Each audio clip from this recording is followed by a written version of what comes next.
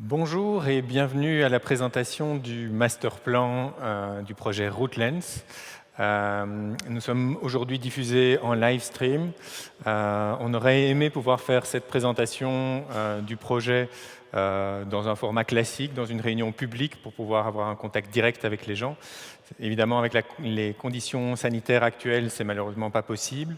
On a malgré tout voulu pouvoir laisser la possibilité d'avoir une émission qui soit interactive, et donc il y a la possibilité de poser des questions par mail à l'adresse event@routelands.lu.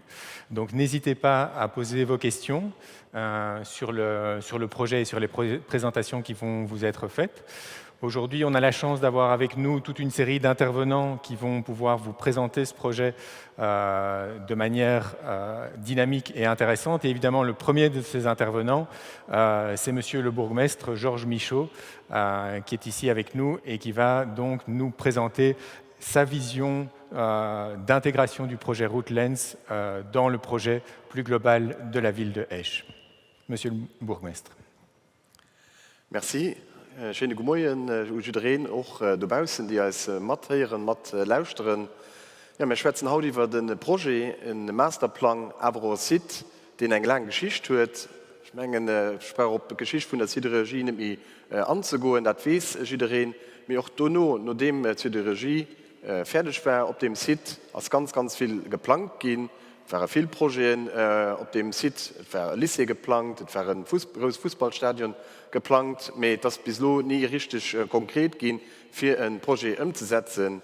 Und noch über 40 Jahre sitzen wir dann hier und wir schwätzen über den Masterplan, über das Projekt, wo Wohnen zu Esch möglich ist, an einem Quartier, die so immer ein bisschen Stiefkant von Esch vielleicht war, den aber werden es so kriegen mit dem heutigen Projekt auf der Rue de Linz, wo wir als Gemeinde ganz höflich sind und noch ganz froh sind, dass wir endlich auf dem dort Site können ein Projekt zusammen mit ICO können developieren.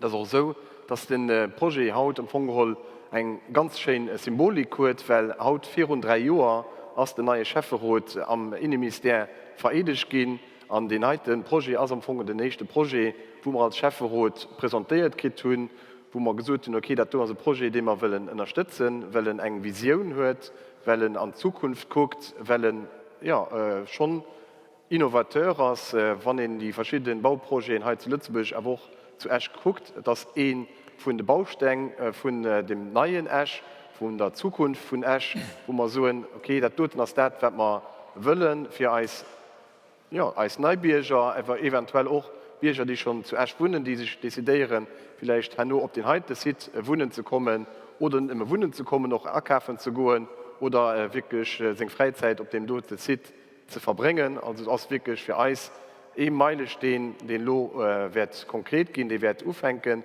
mit dem Masterplan auf dem Site von der Lentille Terre Rouge, wo wir, wie gesagt, als Chefrat gesagt haben, okay, das tut unterstützen wir.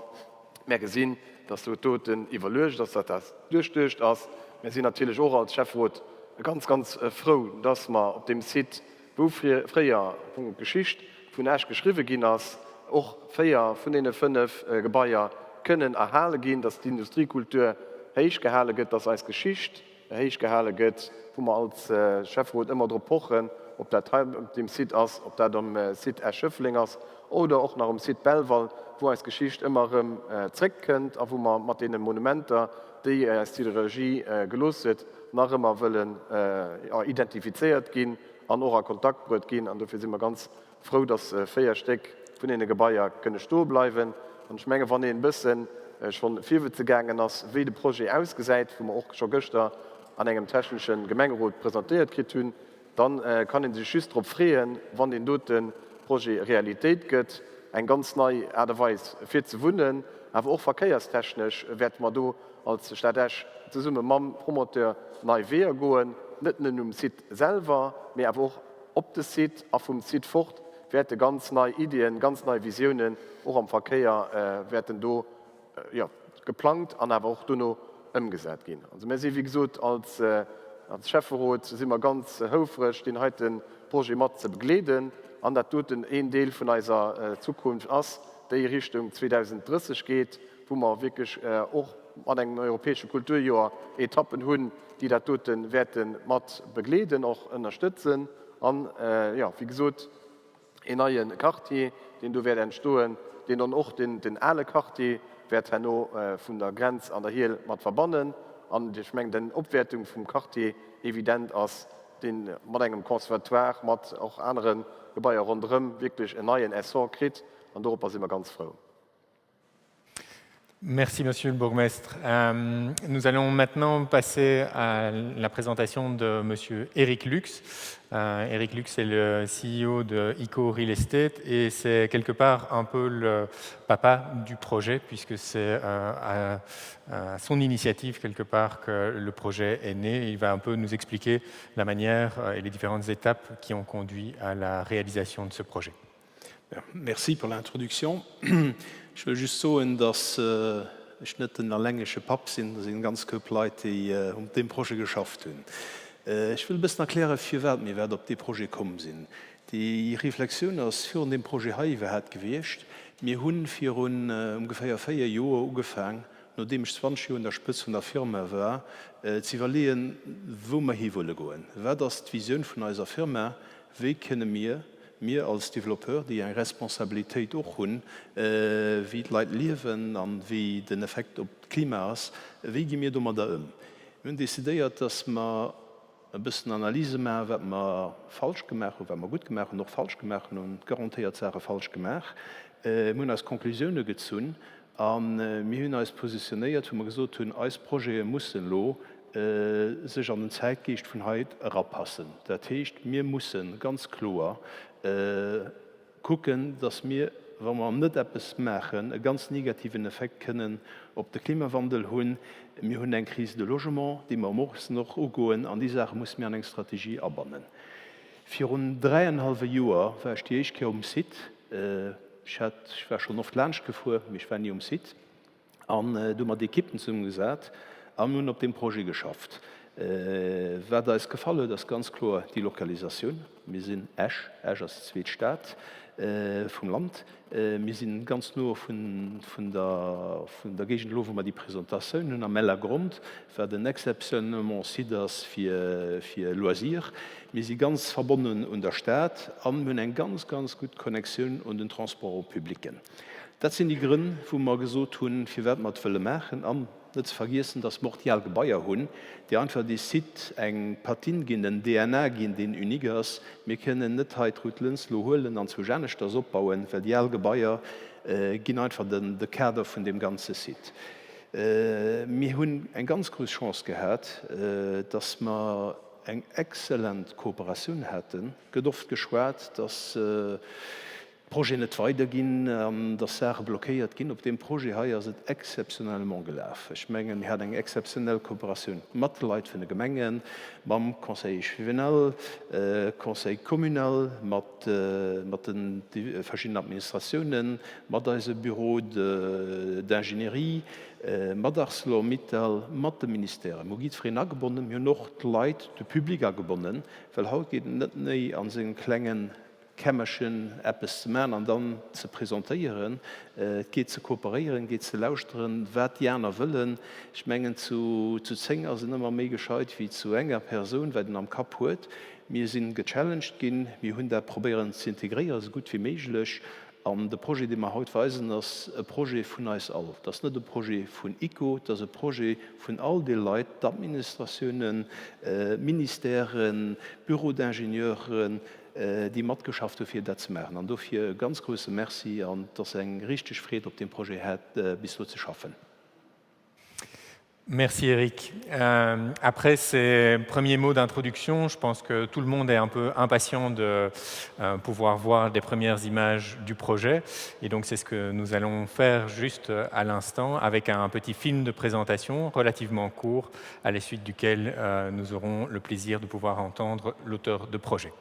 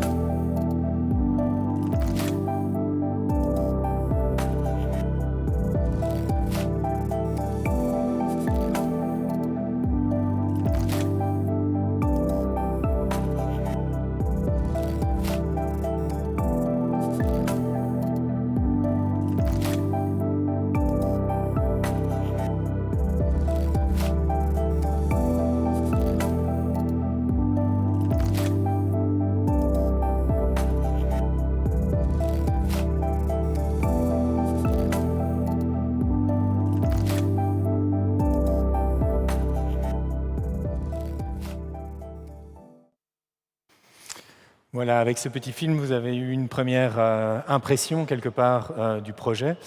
J'ai été rejoint entre-temps sur scène par Sandra Hubert, qui est quelque part la cheville ouvrière du projet, qui est la chef de projet chez ICO Real Estate et qui va un petit peu nous détailler les premières étapes du projet.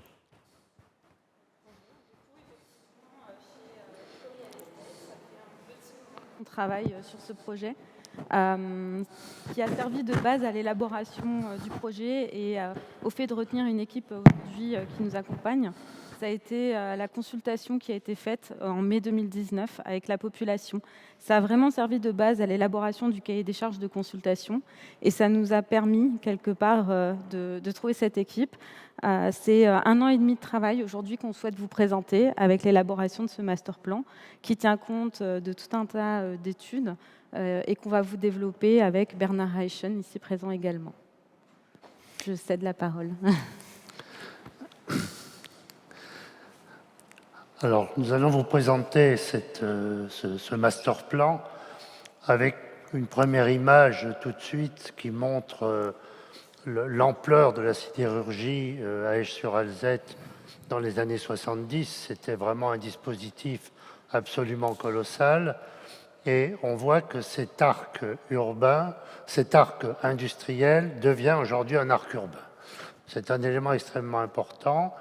De Belleval à Chifflange, on a un dispositif continu par le Crassier, par Routlenz, ensuite par le centre-ville et par Chifflange.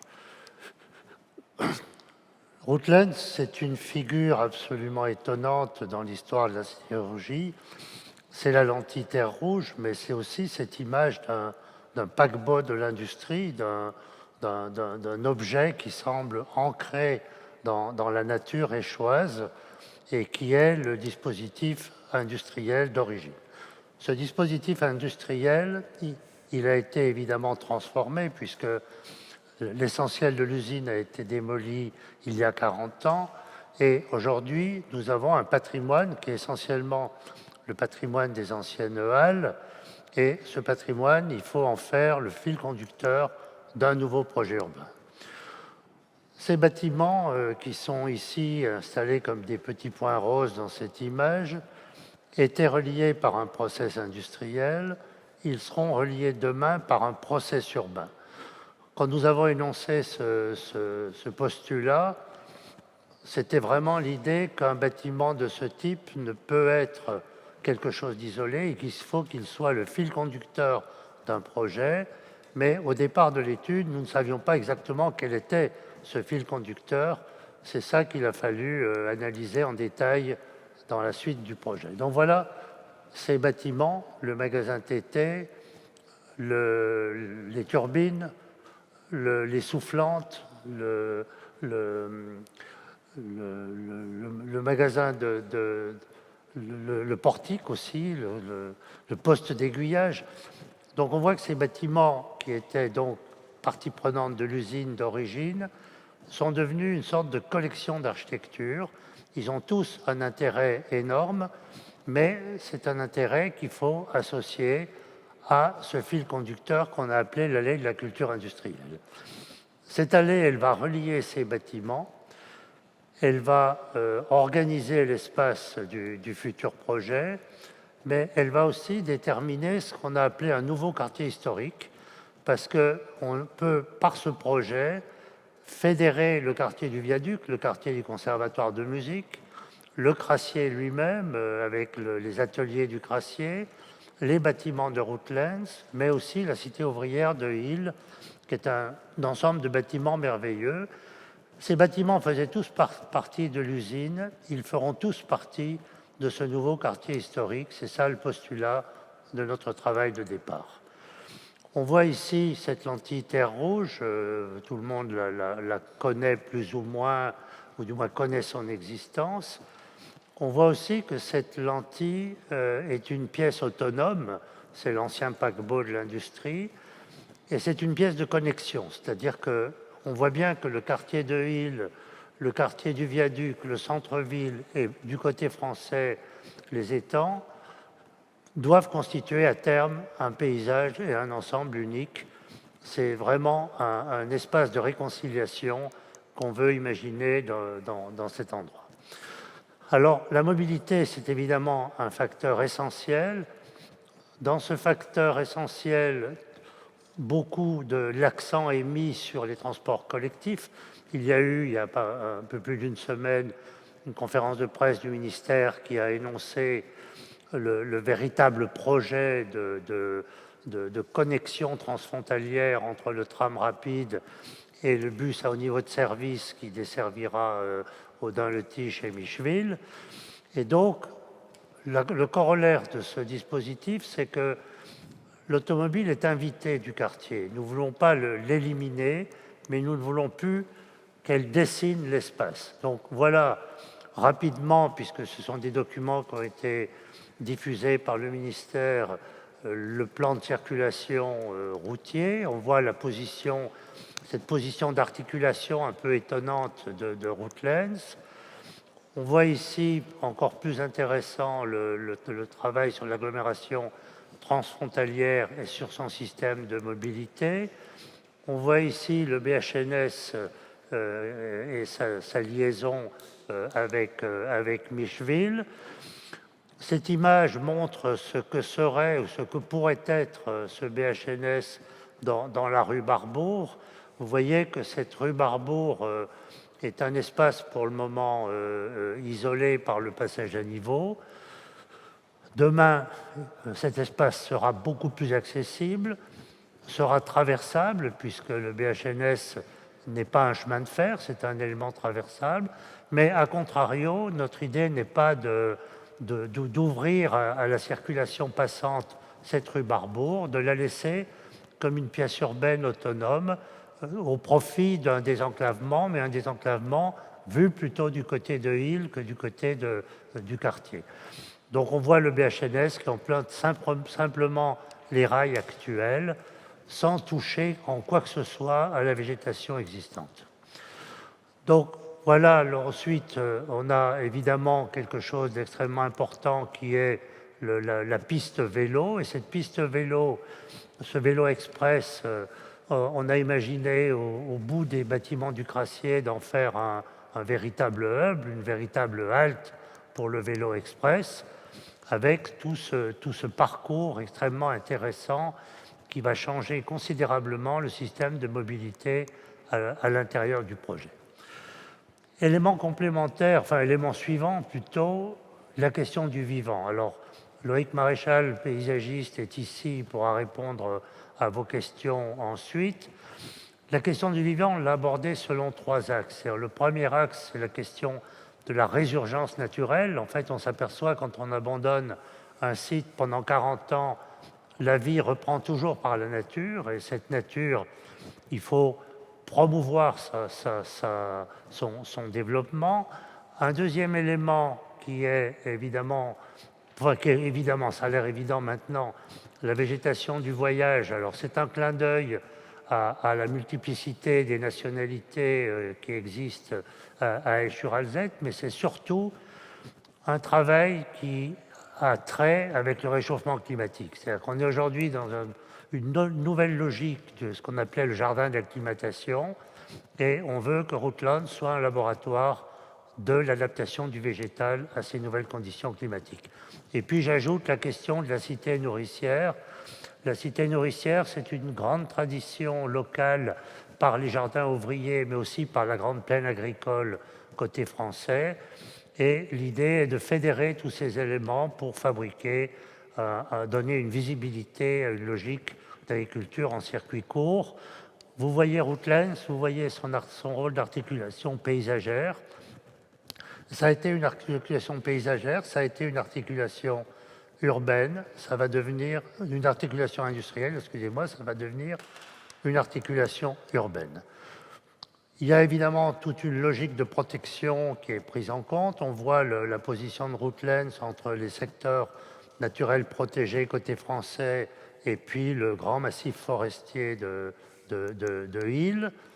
On voit aussi la façon dont ce BHNS va s'installer et par rapport à la rue de l'Alzette.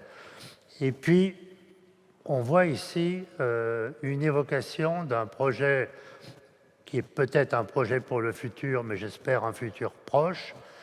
C'est l'idée que la rue de l'Alzette, qui est un élément extrêmement important dans le dispositif actuel, pourrait se prolonger par l'Alzette elle-même, qui serait renaturée à partir de la frontière, pour créer un parc des étangs autour des étangs actuels et fabriquer ce que j'ai appelé une grande lentille, c'est-à-dire que quand on voit la rue du Canal, quand on voit la rue de l'Alzette, quand on voit Routledge, on s'aperçoit qu'il y a un grand faisceau urbain qui se prépare, dans lequel la nature doit évidemment prendre sa place.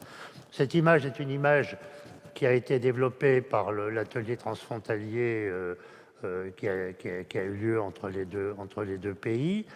Et le paysagiste Michel Desvignes a créé cette image dans laquelle on voit au bout de la rue de l'Alzette réapparaître le parc. Donc ce n'est pas une utopie, c'est quelque chose qui peut devenir une réalité.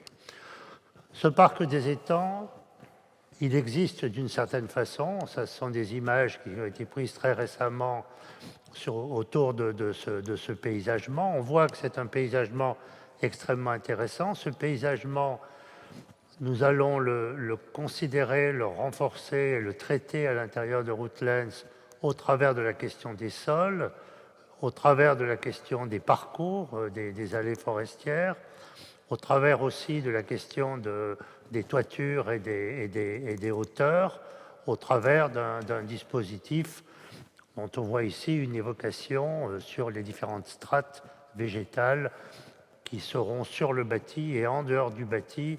C'est un élément extrêmement important du projet. Et je vous montre une évocation d'un projet que nous avons réalisé avec Loïc Maréchal à Nantes, qui s'appelle le Jardin Merveilleux, qui est une explication assez simple de la cohabitation entre une végétation locale qui a poussé toute seule et une végétation du voyage, entre guillemets, qui exploite des conditions climatiques particulières, mais qui crée aussi un imaginaire tout à fait important dans le projet. Donc voilà, en première idée, le plan végétal, ce plan de masse et plan végétal du projet, qui est un peu une première synthèse de ces éléments. Ensuite, je voudrais passer à une autre notion qu'on a appelée les scènes urbaines. C'est qu'on voit qu'on va avoir une ville qui va être créée autour de l'allée de la culture industrielle et des bâtiments historiques, et on va avoir une ville contemporaine qui va s'installer dans les mailles de ce nouveau projet. Alors voilà une vue depuis la rue des Acacias. Donc vous avez au premier plan les bâtiments du Crassier eux-mêmes, qui sont en dehors du projet, mais qui sont évidemment partie prenante de l'opération et qui seront réhabilités. Vous avez les bâtiments du Conservatoire de musique, vous avez le magasin TT, vous avez le portique au loin. Donc c'est tout ce parcours qu'on voudrait vous faire découvrir, en commençant par ce hub vélo et ce magasin TT, qui était le lieu de la solidarité, qui était le lieu des échanges dans le projet précédent. C'est un bâtiment tout à fait simple, tout à fait étonnant, qui pour le moment n'est pas révélé, si je peux dire. Il y a des faux plafonds un peu partout, on ne voit pas la charpente, mais l'idée serait d'en faire un lieu de convivialité, un lieu d'échange, une microbrasserie, un marché de circuit court, donc de lui garder sa vocation d'origine et de l'adapter aux conditions actuelles. Voilà deux images de projets que nous avons réalisés, une halle gourmande à Nice et puis sur les sites Arcelor de Serein en Belgique. Nous travaillons depuis une dizaine d'années cette halle Gastronomia qui est en cours d'étude, qui va se construire aussi. Donc ce sont des projets assez simples, assez évocateurs et qui utilisent complètement ce patrimoine industriel, et en particulier dans l'exploitation de la charpente, l'exploitation de la toiture, qui est une petite merveille de technique et de simplicité et que nous voulons révéler dans le projet. Voilà deux autres projets que nous avons réalisés, un chai à la Martinique et puis le pavillon de l'Arsenal à Paris, qui montrent comment une toiture, à un moment, peut devenir une enveloppe conviviale pour des fonctions collectives. Les turbines sont un autre bâtiment beaucoup plus grand, beaucoup plus important, extrêmement intéressant. Et ces turbines, je m'excuse, il y a une image qui a dû sauter.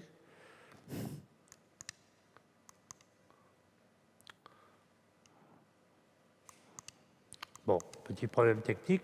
Ces turbines, c'est un bâtiment qui va être transformé en lieu culturel et en lieu des nouvelles technologies. Donc, coworking, nouvelles technologies, lieu d'exposition, lieu de musique. C'est une programmation qui est délicate à mettre en œuvre, mais par contre, c'est un bâtiment qui est extrêmement simple, qui est extrêmement ordonnancé et qui permet de mettre en place tous ces usages. Voilà d'autres exemples de halles industrielles transformées en différents centres d'art. Ça, c'est le La Villette que nous avons réalisé il y a pas mal d'années, qui est à Paris, qui est un grand lieu de production artistique et de production d'exposition. Le coworking, c'est aussi un élément extrêmement important dans le projet. On voit ici le projet que nous faisons à Mulhouse dans les halles DMC, qui est un projet d'incubateur d'entreprise. Et c'est aussi une des parties importantes qui sera aménagée dans ce bâtiment des turbines. Je passe sans transition à un site qui est exactement vis-à-vis des turbines, qui est la place centrale de Routledge. Alors, cette place centrale, c'est une composition qu'on a voulu faire entre les bâtiments nouveaux et les bâtiments anciens, puisque autour de cet espace, d'où est vu le point de vue actuel, on a les turbines et le magasin TT. On a ensuite le portique, qui est un bâtiment extrêmement évocateur, et puis l'idée d'opposer à cette horizontale du portique une verticale, qui est la place centrale, qui est cette tour en bois de 60 mètres de hauteur, qui va jouer avec cette horizontale du portique telle qu'elle est aujourd'hui, et avec en particulier cette halle, j'appelle ça la halle perchée, qui couronne ce portique et qui est un élément extrêmement intéressant du dispositif d'origine du projet. Donc voilà ce portique. Ce portique doit rester en dessous un espace d'appropriation, de convivialité. Il faut l'occuper le moins possible, sauf par des activités foraines. Un petit clin d'œil au passage d'une culture de houblon qui alimenterait la microbrasserie du magasin TT.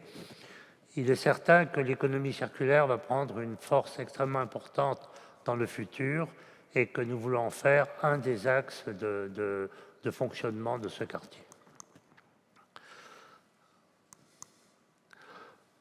Ensuite, l'allée de la culture industrielle, c'est un mélange entre patrimoine et nature. C'est quelque chose où on veut garder, contrairement à la plupart des cités actuelles, un sentiment un peu flou dans le rapport à la nature, avec des sols en briques, avec tout un ensemble de dispositifs qui seront aménagés autour, avec aussi ce qu'on appelle des inserts, c'est-à-dire que je crois beaucoup à une dynamique d'embellissement dans l'urbanisme. On a la tentation de tout vouloir faire tout de suite, mais je pense que le fait d'étudier des interventions artistiques, d'étudier ensuite des lieux de convivialité, des jeux d'enfants, et de le faire avec les habitants, est un élément qu'il faut rétablir dans le processus de production de la ville. Donc en fait, cette allée va être entièrement dessinée, entièrement conçue évidemment, et on a ensuite des inserts sur lesquels on pourra faire de micro-interventions, des interventions qui seront échelonnées dans le temps et réalisées avec les habitants. L'Halle des Soufflantes, c'est un bâtiment magnifique aussi, mais c'est un bâtiment, ça s'appelle un bâtiment limite. C'est une enveloppe incroyable, elle fait 11 cm d'épaisseur, l'épaisseur d'une brique, et le but est d'essayer de la restituer dans dans sa conception actuelle, en y changeant le moins possible de choses, parce que c'est un bâtiment assez merveilleux dans sa disposition. Mais la condition, c'est de ne pas vouloir le mettre aux normes, si je peux dire, ne pas vouloir le chauffer comme un bâtiment normal. C'est pour ça qu'on souhaite le consacrer au sport de ville, et en particulier à un mur d'escalade de 16 mètres de hauteur, puisqu'on a la chance d'avoir 20 mètres de hauteur sous le plafond dans la partie principale. Et donc, ça, c'est aussi 2 projets. Donc, la halle de la Villette, qui est transformée tous les étés en sport urbain, et puis les cathédrales du Rail à Saint-Denis, en France, sur lesquelles on travaille un pôle sportif dans une halle ouverte, donc non chauffée, non fermée, et qui est un vrai dispositif de sport urbain appliqué à un bâtiment industriel. On voit aussi que cette halle sera prolongée par un jardin humide extrêmement important, parce que vous comprenez que la question de l'hydrologie est une question essentielle dans les projets urbains aujourd'hui, et que cette hydrologie, nous voulons l'exploiter pour créer un jardin humide. Et c'est une des idées du projet que l'on mène actuellement, c'est que chaque contrainte technique devient le support à une esthétique, à un imaginaire. Donc c'est à la fois un jardin de rétention des eaux et un véritable jardin humide mis au profit des habitants. Voilà ce parvis avec toujours cette halle essoufflante, la vue vers Belleval. On voit de façon un peu subliminale dans une percée la tour rouge de Belleval. Ça nous amène à la question de la skyline du projet, donc la vision depuis les étangs, et l'idée que 2 bâtiments hauts à l'intérieur du projet, la tour centrale et puis un bâtiment qui serait la réponse exacte à la tour de Belleval, nous ramène un peu dans l'histoire de Rootlands et dans l'histoire de ce patrimoine industriel et de ce dispositif extraordinaire de l'industrie, devenu un dispositif urbain extraordinaire. Et c'est une partie de l'histoire pour nous qui se continue par ces éléments de projet. Alors, un petit détour, je vais repasser la parole à Sandra, parce que c'est difficile de partager la parole dans un exercice de ce style, je m'en excuse, mais je repasse la parole à Sandra pour qu'elle nous explique un peu plus précisément ce qui va se passer maintenant. Alors effectivement, sur le phasage de l'opération, alors déjà peut-être un point sur l'état d'avancement du projet. Aujourd'hui, on est sur un site qui a une histoire, comme on l'a dit, il y a des éléments patrimoniaux, mais il y a aussi d'autres choses qui l'ont accompagné. Donc aujourd'hui, on est plutôt sur des phases, il y a une première phase qui était une phase de démolition, il restait un certain nombre de bâtiments. Donc on l'a dit, on a conservé la majorité des bâtiments qui restaient, mais il restait aussi des entrepôts, il restait d'autres choses. Donc cette phase de démolition, elle est arrivée à son terme. On a également une phase d'assainissement du site qui va se poursuivre sur l'ensemble de l'année 2021 sous maîtrise d'ouvrage d'ArcelorMittal. Et puis, en parallèle, vont se poursuivre les procédures administratives. Donc, les procédures administratives, elles concernent notamment l'élaboration du PAP, donc du plan d'aménagement particulier qui doit être déposé d'ici la fin d'année. Et qui sera instruit par les différentes autorités tout au long de l'année prochaine. En parallèle, d'autres types d'autorisations, d'autres procédures. Comme on l'a dit, c'est un projet qui comprend tout un tas de logiques sectorielles. Donc, ça va concerner des autorisations en lien avec la mobilité, en lien aussi avec l'eau, avec l'environnement, etc., etc. Donc voilà, vraiment une grosse année consacrée à l'ensemble de ces travaux, avec pour objectif qu'à partir de 2022, on puisse engager véritablement la réalisation du site avec les travaux de viabilisation, donc l'ensemble des réseaux, l'ensemble des voiries.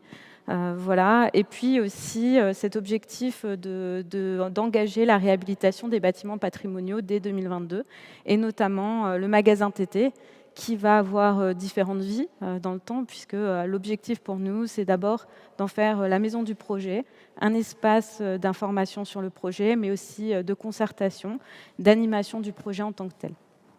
Pour ce qui est de la suite du phasage, aujourd'hui, ce qu'on souhaite faire engager, c'est un phasage qui aille de l'est vers l'ouest sur ce site-là, donc un phasage plutôt en 3 volets.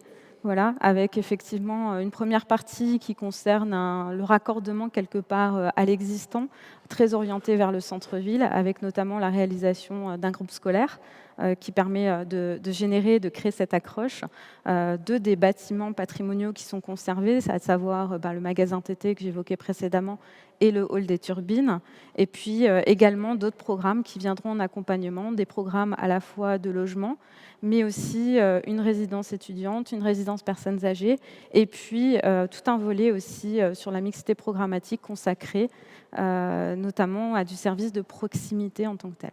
Voilà, donc ça c'est vraiment la première phase de l'opération. Et puis ensuite, on va rentrer dans des phases qui seront plus dédiées à du logement, où on va avoir une ambiance qui sera beaucoup plus résidentielle sur la suite de l'opération, pour rejoindre aussi à un moment donné une phase plus naturelle, puisqu'on est sur un site qui est transfrontalier, une partie au Luxembourg, une toute petite partie en France, 8000 m², où là on va également développer dans cette temporalité de l'urban farming, en lien avec justement le développement du quartier et qui pourra alimenter en termes de circuits courts. Donc voilà un petit peu ce qui nous attend pour la suite. Voilà.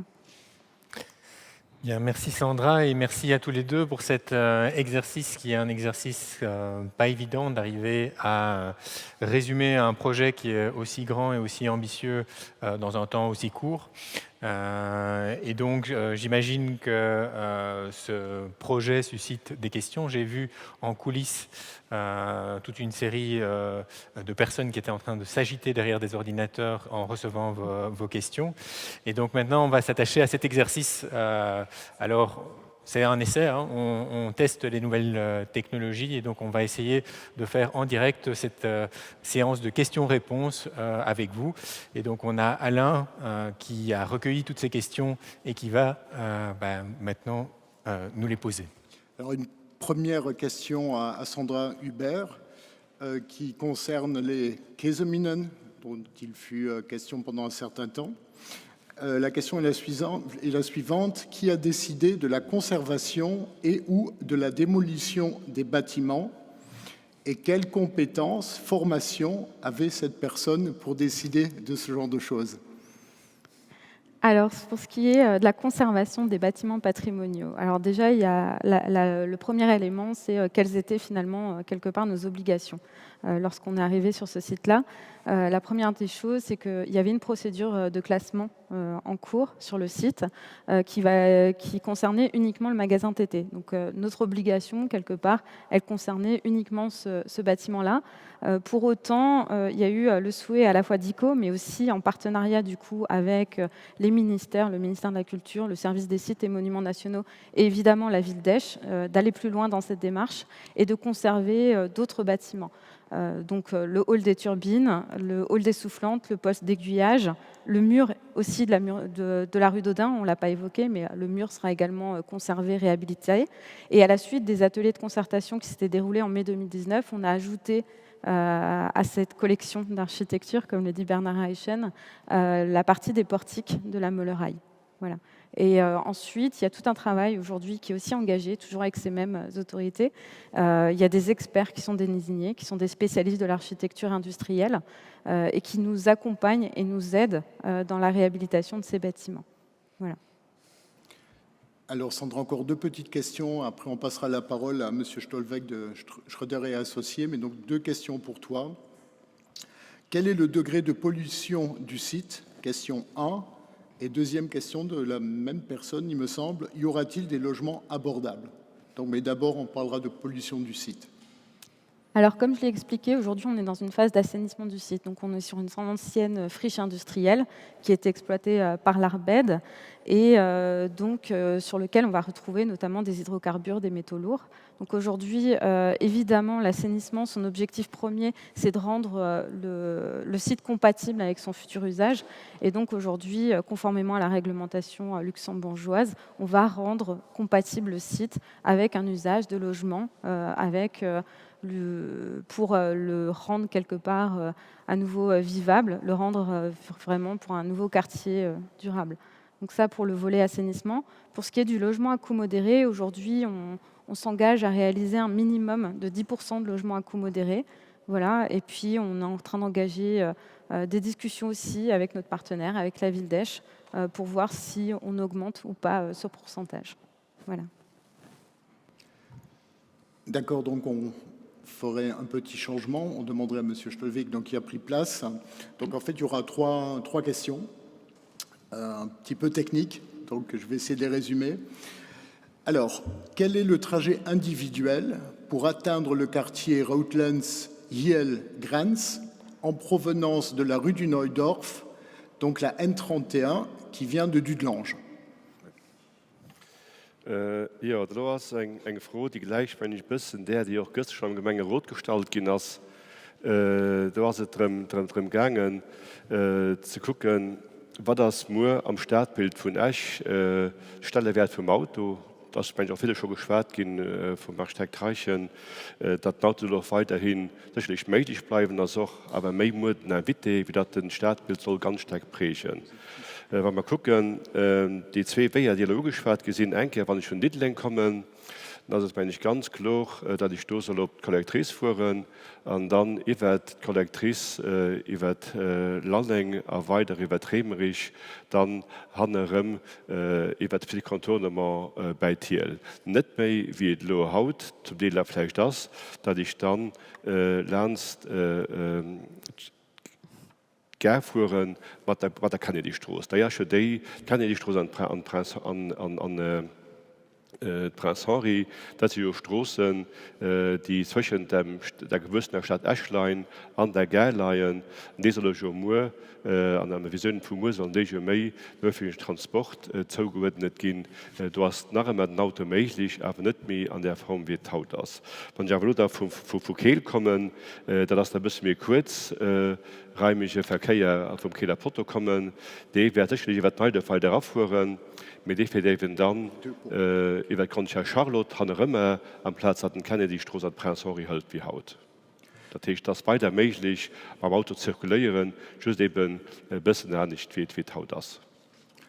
Okay, dann noch eng froh iwwer den berühmten BHNS, ja. Den Bus au niveau de Service, den jo klachtwoch firstalt kinnners an den noch fährt den Quartier vun der Roderlands connectéieren an Thiel. Wéi ass de geplant, dat ist froh quand le BHNS.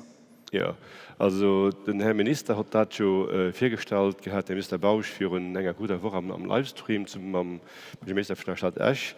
Da was de Phaseplan so, dat den Tramrapid, die vun der Stadt kennt, soll 20 sinn am Quartier Alzette an weiterfuhren dann durch Esch bis 35 bis op Belvaux. An wie vorgestalt gin ass do am Livestream mis op Gent, dat bis 35 spätstens de BNecht och soll fertig sinn, den aus Frankreich da kennt an der Quartier Alzette uschleist. 24 as net sinnvoll, weil 24 Quartier Alzette kein Tram ass, an ich denken, dat et vielleicht eng Phaseplan ass, zwischen 20 a 35 so 30, wo vielleicht BNeS der Show kann kommen, spätestens 35. Gut, dann noch ein drittes Element für froh. Inwiefern ist den BHNS kompatibel mit dem Masterplan von der Roderlands? Ja, das wäre sicherlich eine große nackte Balance, das hinzukriegen. Ich meine, das ist auch kein Zufall, dass verteilt Konzept Tramrapid firstalt gin ass, dorop sinn dann eng als Wetterfas gewisse gin ass, wéi den Zug Richtung Ot kënnt nicht dem ganze Raum méi sinnvoll dingen an eng multimodalen Verkehrskonzept, an dem ganzen Kontakt as so, dat der PRPlo muss lacéiert gin an eng Richterfas reglementär, wo den BNeS nach net dran ass, mit das alles evolutiv so an dem PRP opgebaut werde auch gesinn an dem Dossier, den du am PHP konsultieren hast, dat evolutiv kann Richtung BNeS goen, an dat dann die Eisebun, die lo zur Seite zu Hiel eigentlich eng Barriere ass, dat déi op 4-5 Plätzen dann no am Kader vom BNeS permeabel gëtt mat dem gewüste Karte Hiel fir du in Ensemble zu formieren. Merci. Merci. Je crois qu'on enchaînera par deux questions qui concernent directement M. Reichen. Donc on va parler de patrimoine et après des tours prévus sur le site. Donc la première question se résume de la manière suivante. Pourquoi avez-vous détruit les Käseminen, un monument industriel de valeur nationale et internationale? Alors, d'abord, je n'ai pas détruit les Käseminen. Et ensuite, ce bâtiment est un bâtiment qui est un bâtiment, je veux dire, un bâtiment en béton extrêmement compliqué à réutiliser. Et dans l'analyse qui a été faite en termes historiques, on a privilégié, par rapport au projet futur, le maintien des portiques qui devaient être détruits aussi, avec la halle qui se trouve au-dessus, pour pouvoir en faire un élément qui soit associé au projet. Alors je dois dire aussi que cette histoire du patrimoine local, elle a commencé il y a 40 ans. Ça veut dire qu'il y a 2 générations, on a commencé à détruire cette usine, à la démanteler, et on a laissé des bâtiments qui étaient des bâtiments symboles. Alors il y avait 2 types de bâtiments. Il y avait ce bâtiment en béton et il y avait toutes les halles métalliques. Le parti pris urbain, je ne parle pas du parti pris patrimonial, c'est un parti pris de travailler pour les générations futures, c'est-à-dire de se dire que les bâtiments qu'on a conservés et qu'on va relier entre eux sont des bâtiments qui vont tous trouver un usage au profit non pas des derniers ouvriers de l'usine, mais de leurs petits-enfants. C'est-à-dire qu'on travaille à 2 générations de distance sur la question du patrimoine vivant et sur la question du patrimoine appropriable. Alors, c'est un parti pris qui est différent d'un parti pris de préservation mémorielle. Et nous avons travaillé sur Ucange, sur la question de la préservation du Haut-Fourneau U4. Il y a le travail qui a été fait évidemment à Belleval, qui est un travail exemplaire. Il y a le travail de Völklingen dans la Sarre ou de Solferein dans la Ruhr, qui sont des bâtiments classés au patrimoine mondial sur la thématique du patrimoine en mouvement. Je crois qu'il faut resituer cette question à une échelle plus large de préservation de sites, de préservation de bâtiments et d'insertion de ces bâtiments dans une nouvelle problématique de développement. Merci. Donc, deuxième question que je vais lire in extenso. Dans les images du projet du nouveau quartier présenté jusqu'à présent, la tour qui est prévue en face de la rue Barbour et que vous banalisez en l'appelant réponse à la tour de Belleval n'a jamais été montrée, et pour cause, ce gratte-ciel détruit le caractère du quartier voisin et aura un impact très négatif sur la qualité de vie de ses habitants. Comment justifiez-vous cela ? Quelle autre explication pour ce gratte-ciel, si ce n'est que pour vendre le plus grand nombre de mètres carrés possible ? Alors, c'est évidemment pas l'objectif et c'est évidemment pas le cas. Mais ce que je veux dire, c'est que quand on travaille sur la distance, on travaille sur la skyline, on travaille sur un dispositif urbain global. Et pour moi, la densité elle-même, c'est pas nous qui l'avons fixée, c'est une densité raisonnable qui fait partie du PAP, c'est une densité urbaine classique. Mais la densité ne dit pas la façon de la mettre en œuvre. Et nous pensons qu'il faut garder des bâtiments bas. Nous avons un nombre très important de bâtiments à rez-de-chaussée plus 3 étages avec un grand plateau jardin généralisé à cette hauteur de 14 mètres, 12 à 14 mètres du sol.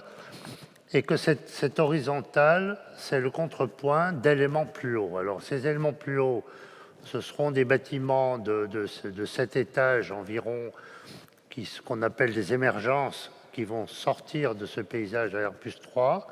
Et ensuite, 2 bâtiments de 60 mètres qui vont constituer un élément je veux dire, d'identité de ce nouveau quartier.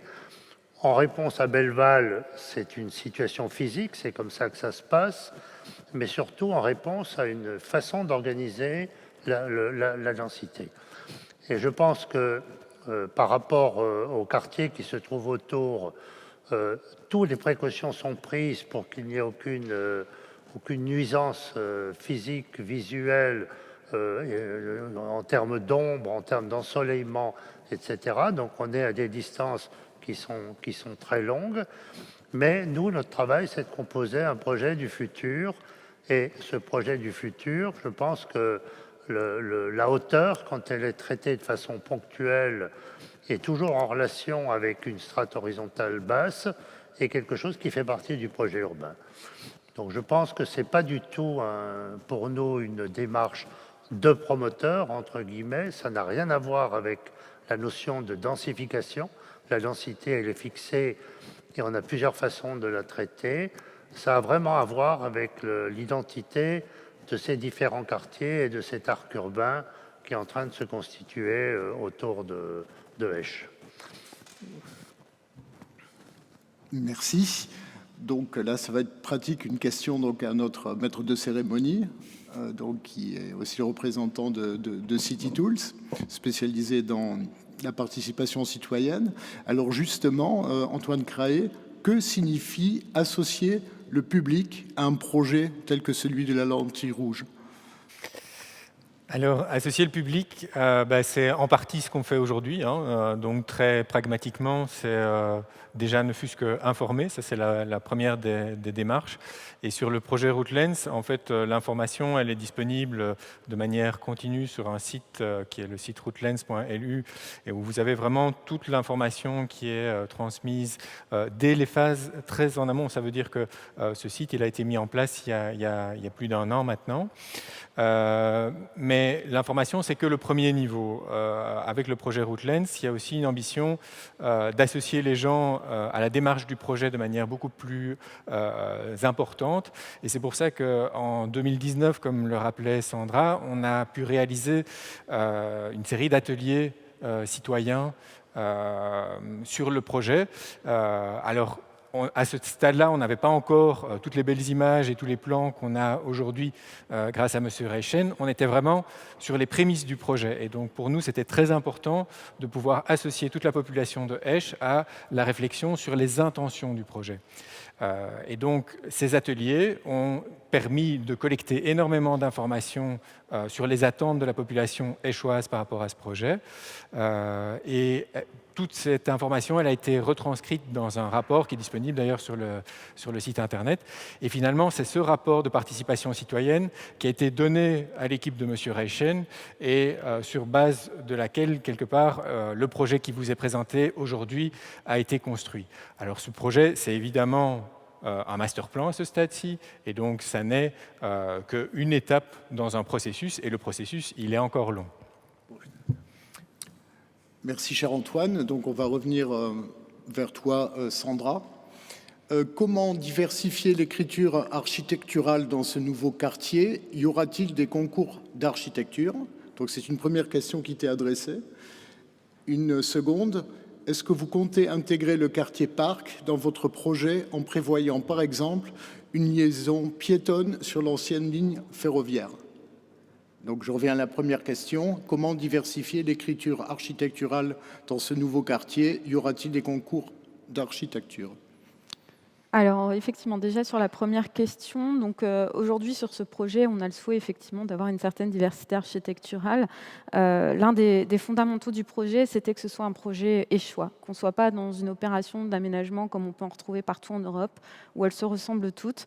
Et donc, c'est vrai qu'il y a eu un gros travail qui a été fait déjà sur l'espace public, sur l'allée de la culture industrielle, comme on le montre, pour accompagner ensuite les projets architecturaux. Pour les projets architecturaux, il va y avoir effectivement une démarche sur certains lots particuliers, une démarche de concours, de manière à pouvoir recueillir des architectes, assurer cette diversité, mais il va aussi y avoir en parallèle un travail de workshop organisé avec les différents architectes, à la fois pour promouvoir cette diversité, mais aussi pour avoir une cohérence dans l'ensemble de l'aménagement du projet. Et la mission, du coup, qui est dévolue aux auteurs de projets aujourd'hui, donc Reichen et Robert et associés, Phytolab, VV+, Schröder et associés, elle va se poursuivre aussi par une mission d'accompagnement de ces projets architecturaux, à la fois pour garantir le projet tel qu'il a été réalisé, tel qu'il est prévu aujourd'hui, et assurer cette diversité architecturale. Donc voilà pour la première question. Pour la seconde question, est-ce qu'il y aura La passerelle piétonne. Alors, du coup, pour la seconde question. Alors, effectivement, on l'a dit, ce projet, l'un des objectifs aussi, c'était de créer des connexions. C'est un grand paquebot, mais demain, l'objectif, c'est d'amarrer le paquebot quelque part à ce qu'il y a autour. Et pour ce faire, effectivement, il y a 2 passerelles qu'on projette. Il y a une première passerelle provisoire qui va aller vers le quartier Île, le temps en fait qu'on procède à l'aménagement du BHNS, le temps qu'on puisse créer cette perméabilité, entre les quartiers. Et puis il y a une seconde passerelle qu'on espère un jour voir aboutir vers le parc des étangs, ce que nous on appelle le parc des étangs, mais du coup vers les étangs qui se trouvent effectivement juste en face de Rootlands. On est sur une surface qui est équivalente au projet en tant que tel. Et quelque part, pour nous, le parc, il existe déjà. Il y a déjà ces étangs, il y a une végétation qui a pris jour à cet endroit qui est très, très importante. Et donc, de la même manière qu'on a anticipé certaines choses au plan de la mobilité, qu'on a un master plan quelque part qui est résilient, flexible, adaptatif. De la même manière, on anticipe un certain nombre de développements autour du site qu'on espère un jour voir aboutir. Voilà. Merci. Donc, on va passer au vert avec une question donc, pour nos amis de Phytolab, qui sont des spécialistes dans ce domaine-là. La question est la suivante. Vous avez présenté le master plan végétal, cependant, les images contrastent et montrent un quartier tout de même très minéral. Pensez-vous végétaliser verticalement avec davantage d'arbres afin de réduire la chaleur de l'été? Merci à vous. Bonjour. Oui, c'est vrai qu'un certain nombre d'images du projet montrent surtout du patrimoine architectural réhabilité et puis de nouvelles constructions de façon à bien montrer la volumétrie et les dispositifs urbains du projet. Ce n'est pas le cas de toutes les images, d'ailleurs, si vous regardez bien, il y en a certaines qui figurent sur la place centrale, sur les cœurs d'îlots, vraiment l'ambiance finalement assez végétale du quartier. Sur les 11 hectares de Rootlands, on va avoir à terme 3,5 hectares d'espace vert. Donc c'est environ un tiers quand même du futur quartier qui est consacré à du sol vivant. Et donc ça, c'est une dimension qui est assez importante, qu'on voit mieux peut-être d'ailleurs en plan qu'en image. On a ensuite un travail sur la végétation qui s'organise autour de 4 composantes. Bernard Reichen en parlait un peu, mais je voudrais les repréciser. La première composante, et qui est sans doute la plus importante, c'est celle du sol, avec une idée vraiment d'introduire une ambiance forestière dans de nombreux endroits du quartier, avec des essences locales principalement, et des arbres qui seront plantés assez grands. On va varier les dimensions de plantation de façon à ce qu'on n'attende pas 15 ou 20 ans avant d'avoir une ambiance végétale forte. La deuxième composante est plutôt située à 14 mètres de hauteur sur les R+3, où là, on a des terrasses végétalisées qui, bon, pour certaines, seront des jardins d'appartements ou de logements, mais qui vont recevoir une végétation de plus petite hauteur, plutôt tournée autour de ce qu'on appelle la fructicée, c'est-à-dire des arbustes hauts et bas, ou des stades préforestiers qu'on voit beaucoup dans les massifs de l'Orgrone ici. La troisième composante, elle nous paraît aussi très importante, elle se situe sur les sommets des bâtiments, où là on va reproduire des pelouses sèches sur sol calcaire ou sur terre rouge, de façon à pouvoir accueillir toute cette végétation de sol très mince qui a fait des caractéristiques des friches industrielles, tout leur intérêt de recolonisation végétale. Et enfin, la quatrième composante, c'est celle plus tournée vers la culture et le futur et l'expérimentation, c'est-à-dire d'essayer de travailler notamment autour des bâtiments patrimoniaux, une végétation plus exotique, plus de collections botaniques, de façon à faire de ce site un peu un laboratoire des futures essences végétales qui seront amenées à se développer dans la région en raison du réchauffement climatique. C'est un enjeu très fort et je pense que ça se diffuse de plus en plus, mais les températures augmentent énormément, du coup du coup, la nécessité de planter est très forte pour justement en ville réduire cette température, mais on va être amené à réfléchir sur la palette végétale du futur, hein. Le hêtre va probablement disparaître, hein, de nombreuses régions, et c'est quand même des choses très importantes, et on doit inventer les dizaines d'années à venir du point de vue de la végétation et de ses compositions. Voilà. Merci Loïc. Donc on va repasser pour les deux dernières questions à Sandra. Donc revenir peut-être sur le volet des logements abordables, qui est un point important. Alors, sur le logement abordable et puis peut-être sur l'offre de logement, j'ai envie de dire dans son entier. Sur le logement abordable, aujourd'hui, on a pris l'engagement de réaliser un minimum de 10% de logements à coût modéré, mais ce n'est pas la seule solution quelque part pour répondre à la crise du logement qu'on rencontre quand même au Luxembourg. Aujourd'hui, sur le projet, on a beaucoup travaillé également cette notion de mixité de produits, de manière à pouvoir suivre aussi l'ensemble du parcours résidentiel que les gens vont rencontrer dans leur vie. C'est-à-dire qu'on a une mixité programmatique qui permet d'y répondre. Si vous êtes étudiant, il y a une résidence étudiante, vous avez votre premier job, vous avez la possibilité de louer un appartement puisqu'on va aussi développer une offre en build to rent sur ce projet en particulier. Vous avez un petit peu plus de moyens, vous avez la possibilité d'acheter aussi un appartement. Donc il y a effectivement le logement coût modéré, mais du coup ça passe aussi du coup par une diversité des tailles de logements telles qu'on va les proposer. Et puis ce parcours jusqu'à effectivement les résidences pour personnes âgées. Voilà, donc il y a l'ensemble de ce parcours résidentiel dont on tient compte, et puis aussi du coup la diversité de produits même au sein du logement. On a parlé d'un projet stratifié. On a des strates qui vont depuis des appartements qui vont être en rez-de-chaussée, qui vont être certes des appartements dans du logement collectif, mais qui vont aussi avoir des valeurs d'individuel. Ça veut dire une entrée individualisée, ça veut dire un jardin. On va avoir des logements plutôt dans les étages qui, eux, vont permettre d'avoir plutôt une vie dans les arbres, entre guillemets. Et puis ensuite, on a les hauteurs qui permettent de dégager notamment la vue et d'intégrer le grand paysage. Donc voilà, donc la réponse qu'on fait sur cette problématique du logement, c'est une offre particulièrement diversifiée et qui permet du coup de répondre aux besoins de tous. Alors une question donc pour clôturer, donc, et qui s'impose vu les explications qu'on vient d'entendre. Quand est-ce qu'un plan général va finalement être mis à disposition du public? Et je pense qu'il y a aussi une maquette dont on pourrait parler. Alors effectivement, donc aujourd'hui il y a ce master plan, donc évidemment qui sera diffusé par le biais de notre site internet. Il y a une maquette du projet qui a été réalisée. Comme je l'ai expliqué précédemment dans le phasage de l'opération, donc on va déposer ce qu'on appelle un PAP, un plan d'aménagement particulier d'ici la fin de l'année. Et ce plan d'aménagement particulier, évidemment, il sera soumis à enquête publique et donc mis à disposition de la population. Donc en début d'année prochaine, il y aura une exposition consacrée au projet avec des panneaux d'explication du projet, cette maquette qui seront disponibles. Voilà. Merci Sandra. Eh bien, merci Alain, et je tenais tout particulièrement à vous remercier, vous tous qui nous suivez aujourd'hui, et tous ceux qui ont déjà posé leurs questions. On voit au travers de ces questions qu'il y a un réel intérêt pour le projet et que les questions sont déjà très très précises. Elles sont toutes précieuses pour nous, ces questions. On va systématiquement y répondre. Donc, on a déjà fait une première série de réponses aujourd'hui en direct, mais sachez que par ailleurs on va aussi compiler l'ensemble de ces questions et y répondre par écrit aussi complémentairement, et tout ça sera rendu disponible, donc n'hésitez pas à continuer à poser vos questions, on reste évidemment à votre disposition. Alors, je clôture ici la présentation de ce master plan.